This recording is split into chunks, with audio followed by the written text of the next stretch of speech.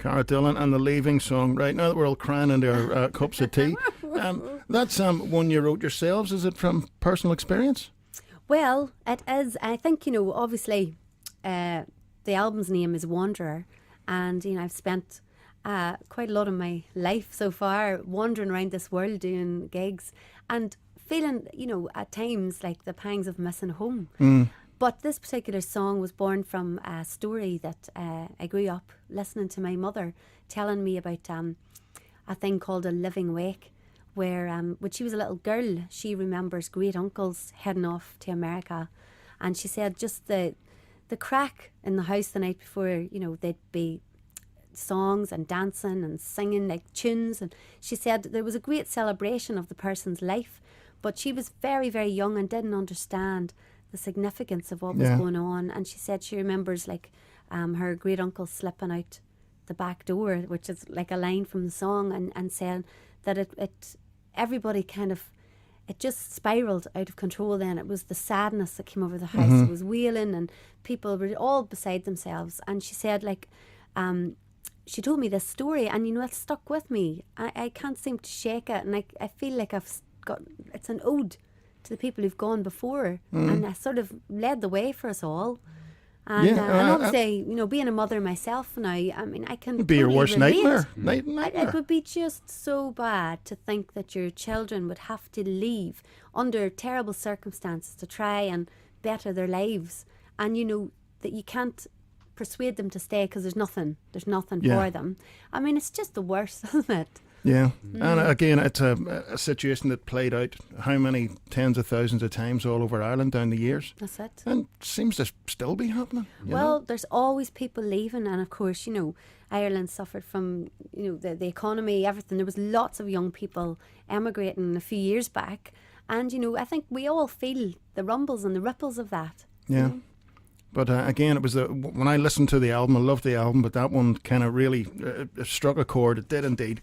So how did you go about it? A lot of the songs are what we call traditional, and you and Sam have rearranged them. So how did you go about picking the songs? Because again, listening to it, if I was a homesick expat sitting in America or Australia and I got that album, I would be, you'd be getting the next flight home. Is it destined to torture people? Do really make you feel for home, I mean, this album came about it was very natural the way it happened, and it wasn't even that we had planned to release an album as soon as we have it. We were working on an entirely different project, and I started singing lots of these songs just at different points of the day, and Sam was running around the house chasing me with a guitar saying, well, what is that there song? And suddenly all these songs which I've known, the Banks of the Band, the Banks of the Foyle, Turning the Swallow, they kind of found me, and Sam breathed a new lease of life into them, and we just thought, you know what, let's just keep this really simple.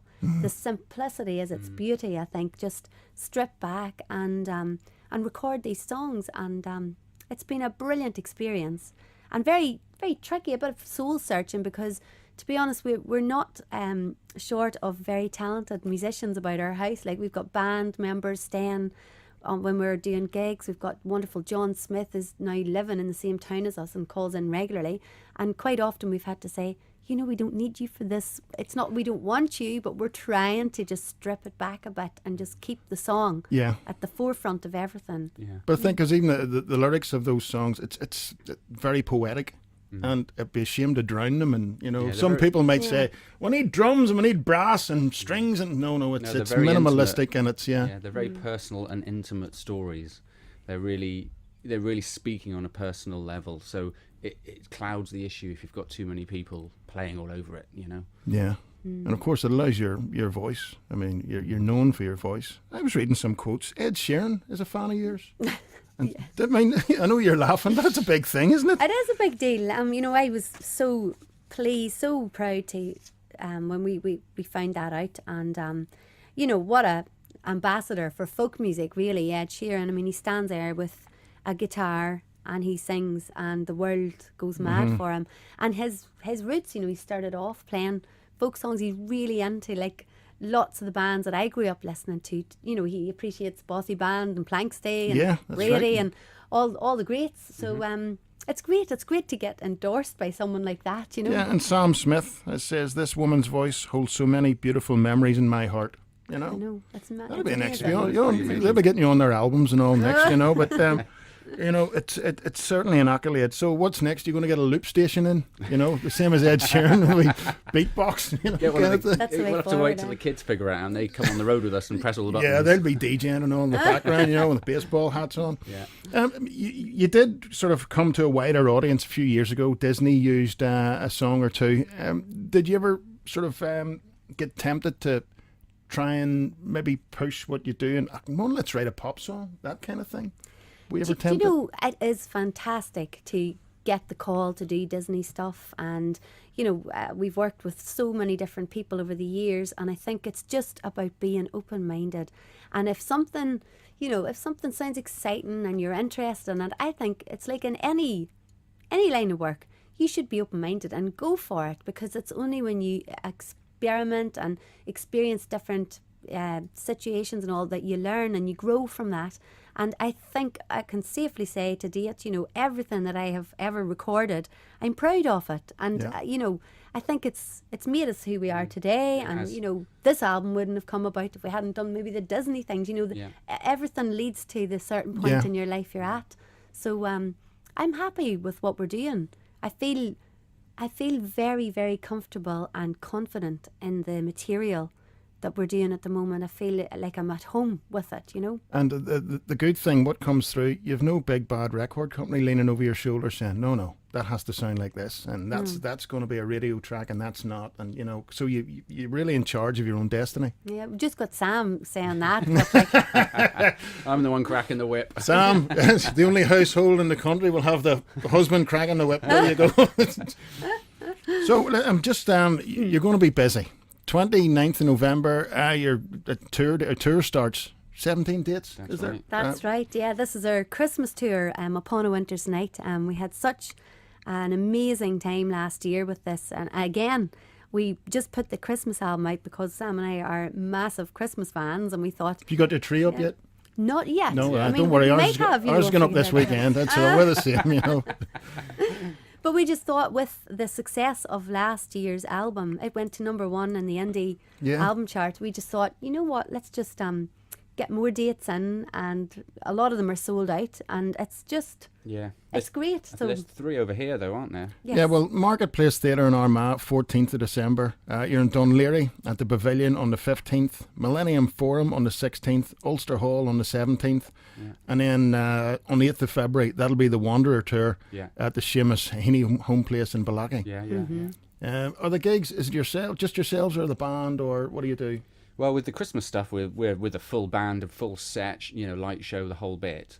But for the Wanderer tour, it'll mostly be just Cara and I together. And Well, that's fair enough, given the way the album was done. Exactly. You know? Maybe we'll have, maybe Niall, the fiddle player, will join us. Yeah. The odd gig, we might have a special guest. You know, there's a couple of special guests on the record, but they only make very small appearances, really. So, Yeah. Is your Christmas album still available? Yeah. It yeah. is It's indeed, just because yes. I remember we did play it last year. It's brilliant. It's a spiritual thing. We had it on in our house when we were decorating the tree and all. It was just Yeah. it lends its own atmosphere. It was class. In fact, You know, it's it really being is. released on vinyl in 2 weeks. Yeah, vinyl. So, yeah.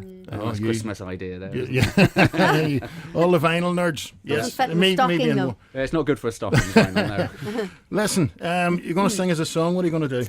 We're going to do, this is a song from Wanderer, it's a song called Blackwater Side. Okay, go on ahead there. Right.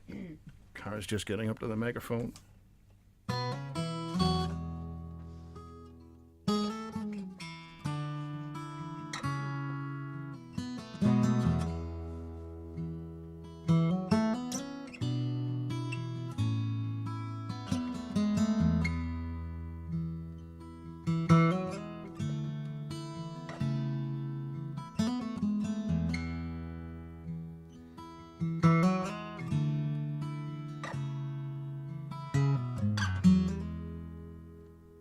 One evening fair,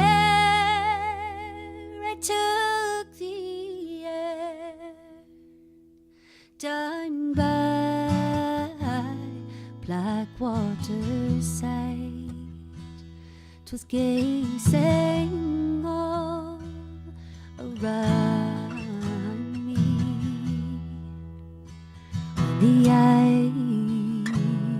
Irish lads piped all through the first part of that night, we lay in sport and play.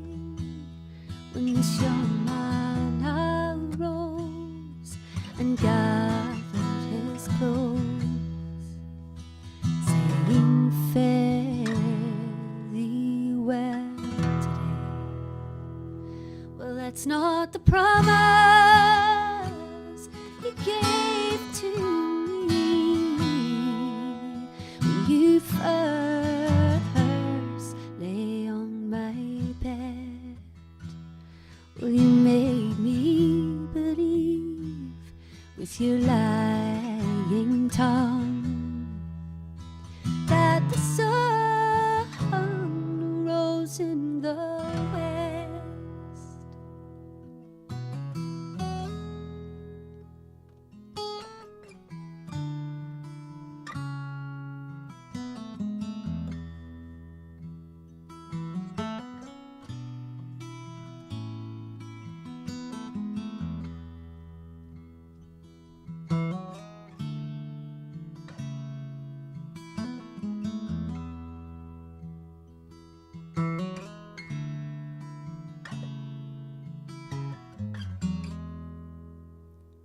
Well, go home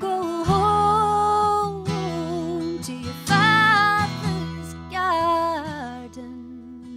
Go home and weep your fill, and think upon your own misfortune that you brought.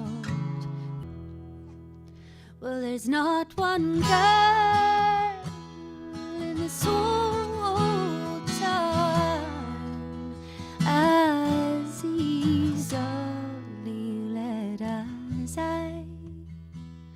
When the sky does fall and the seas run dry, way it's then you'll marry I. Way it's then you'll marry I. Way it's then you marry I.